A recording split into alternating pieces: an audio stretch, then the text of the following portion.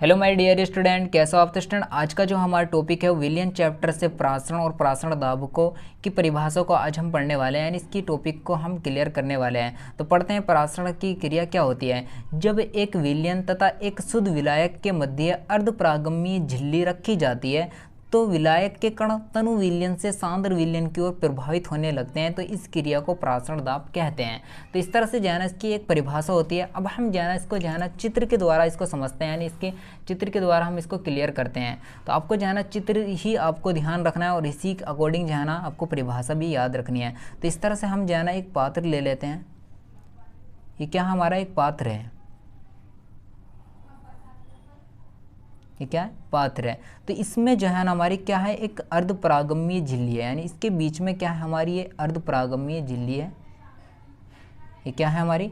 अर्धपरागम्य झिल्ली है।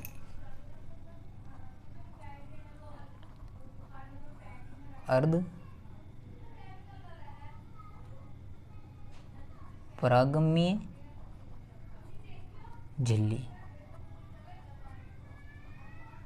ठीक है। ये क्या है हमारी, एक अर्धपरागम्य झिल्ली है। इसमें क्या है, इधर यहाँ हमने परिभाषा में पढ़ा था, यानी है ना एक विलायक तथा एक विलयन तथा एक विलायक के मध्य अर्धपरागम्य झिल्ली रखी जाती है। यानी एक तरफ क्या है विलयन है और एक तरफ क्या है अशुद्ध विलायक है। यानी यहाँ क्या हमारा एक जो है ना शुद्ध विलायक है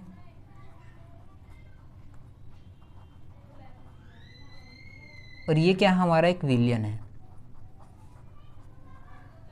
जैसा हमने परिभाषा में पढ़ा था, एक जो है ना शुद्ध विलायक तथा एक विलयन तथा एक शुद्ध विलायक के मध्य अर्धपरागम्य झिल्ली रखी जाती है, ठीक है। इतना जो है ना हमारा क्लियर हुआ। तो अब हमने जो है ना, अब हमें क्या इसमें प्रासरण की क्रिया क्या कहती है। तब विलायक के कण, तो विलायक के कण तनु विलयन से सांद्र विलयन की ओर प्रभावित होने लगते हैं। अब हमने इसमें एक पढ़ा था तनु विलयन और सांद्र विलयन। तनु विलयन क्या होता है और सांद्र विलयन क्या होता है, उसको हम क्लियर करते हैं। तो जो हमारा तनु विलयन होता है, यानी तनु विलयन, और एक होता है सांद्र विलयन। सांद्र विलयन, ठीक है। तनु विलयन क्या होता है, सांद्र विलयन क्या होता है, उसको जो है ना हमें समझना है।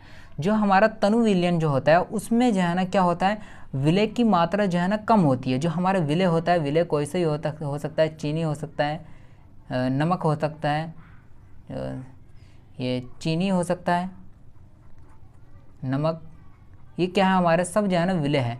जिस विलयन में विलय की मात्रा कम होगी वो क्या होगा हमारा, जिसमें विलय की मात्रा कम होगी वो क्या होगा हमारा तनु विलयन, और जिसमें विलय की मात्रा अधिक होगी वो क्या होगा, यानी ये क्या है कम सांद्रता है और यह है अधिक सांद्रता, अधिक सांद्रता।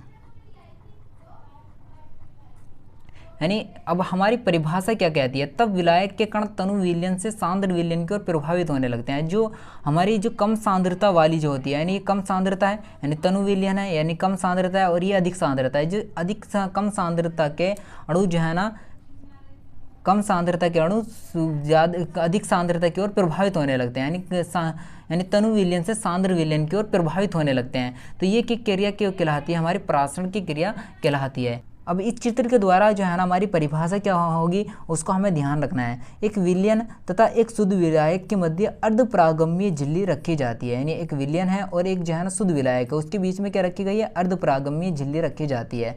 तब जो है ना विलायक के कण, यानी जो विलायक के यहाँ जो कण है, ये विलायक के कण जो है ना तनु विलयन से सांद्र विलयन की ओर प्रभावित होने लगते हैं, यानी जो कम सांद्र से अधिक सांद्रता की ओर प्रभावित होने लगते हैं। तो इस क्रिया को क्या कहते हैं, हम प्रासरण की क्रिया कहते हैं। वो भी जो है ना मैंने परिभाषा में लिखा है, यानी जब एक विलयन तथा एक शुद्ध विलायक के मध्य अर्धपरागम्य झिल्ली रखी जाती है तब विलायक के कण तनु विलयन से सांद्र विलयन की ओर प्रभावित होने लगते हैं, यानी कम सांद्रता से अधिक सांद्रता की ओर प्रभावित होने लगते हैं। तो इस क्रिया को क्या कहते हैं, प्रासरण की क्रिया कहते हैं। यानी इस तरह से जो है ना हमें इसकी परिभाषा को लिखेंगे और इसको जो है ना चित्र के द्वारा हमें याद रखेंगे। अब पढ़ते हैं जो है ना प्रासरण दाब, यानी प्रासरण दाब ये बहुत ही इंपॉर्टेंट टॉपिक है। प्रासरण दाब, यानी प्रासरण दाब की क्रिया क्या होती है।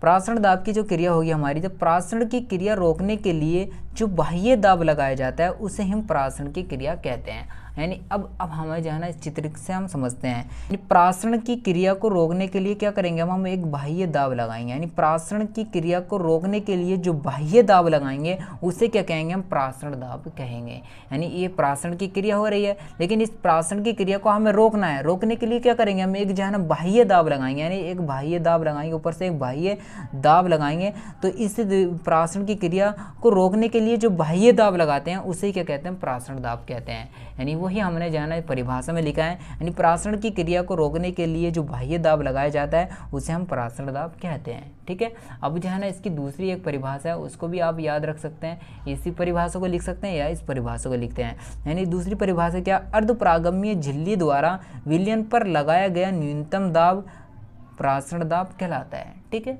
यानी अर्धपरागम्य झिल्ली द्वारा विलयन पर लगाया गया न्यूनतम दाब प्रासरण दाब कहलाता है। ठीक है, इतना क्लियर हुआ। अब जो है ना हम इसकी जो है ना सूत्र को समझते हैं, यानी जो सूत्र क्या होते हैं, इसका सूत्र होता क्या है। यानी यदि विलयन के n मोल V लीटर विलयन में उपस्थित हैं तो क्या होगा, तो ये जो हमारा इसका जो सूत्र होगा इसे जो है ना पाई से ही प्रदर्शित करते हैं और V से ही प्रदर्शित करते हैं। हमें जो है ना इसे पाई से लिख देते हैं, पाई V बराबर NST। ठीक है, ये जो है ना एक इसका सूत्र होता है, यानी पाई V बराबर NST। तो इसका दूसरा सूत्र क्या हो जाएगा, यानी पाई बराबर N/V/ST। ठीक है, ये इसका जो है ना दूसरा सूत्र हो जाएगा।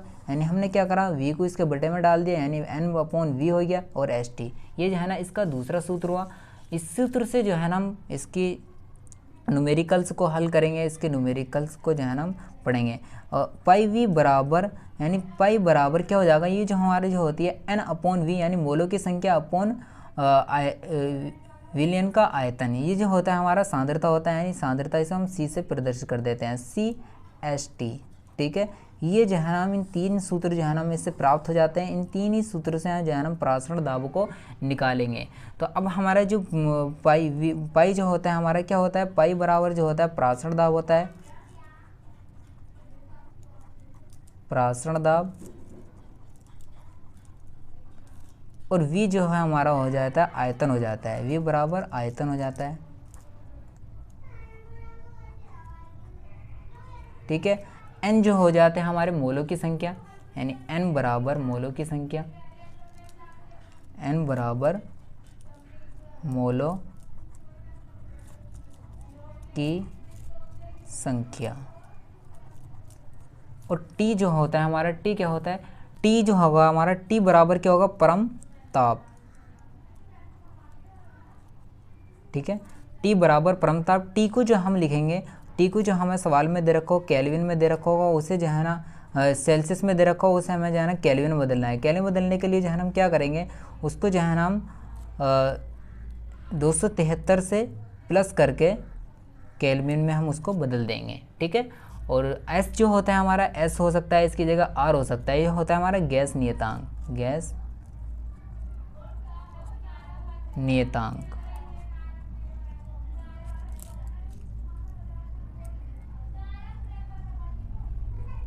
गैस नियतांक। ठीक है, ये जो होता है हमारा गैस नियतांक होता है। इतना क्लियर हुआ। ये जो है ना हमारा प्रासरण दाब की क्रिया थी। आप जो है ना इसका स्क्रीनशॉट ले लें, इसी सूत्र से जो है ना हम इसके न्यूमेरिकल्स को करेंगे, इसके न्यूमेरिकल्स को हम पढ़ेंगे। यानी इसके टॉपिक को क्लियर करने के बाद इसको एक यानी विलियन चैप्टर को कंप्लीट करने के बाद इसके जो है ना न्यूमेरिकल्स को भी हम पढ़ेंगे। तो स्टूडेंट वीडियो अच्छी लगी तो लाइक करें, कमेंट्स करें और चैनल को सब्सक्राइब करके बेल आइकन की घंटी दबा दें।